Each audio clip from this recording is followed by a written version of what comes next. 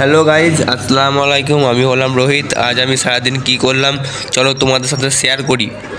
সকালে ঘুম থেকে উঠে দেখি মা বলছে ট্রাক্টর নিয়ে মাঠে যা, সেই জন্য আমি চলে এলাম ট্রাক্টর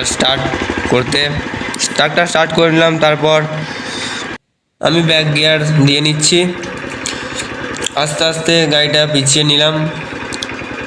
তবুও সেরকম আমি গাড়ি চালাতে পারি না, তবু বাড়িতে বসে আছি যখন যেতে হবে।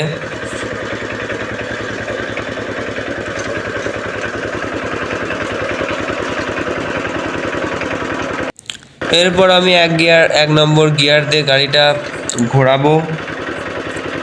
ঘুরিয়ে নিলাম, আস্তে আস্তে ঘুরিয়ে নিচ্ছি। আস্তে আস্তে গাড়িটা আমি সোজা করলাম, সোজা করছি। চলো তোমাদের সাথে দেখা হচ্ছে এরপর জমিতে।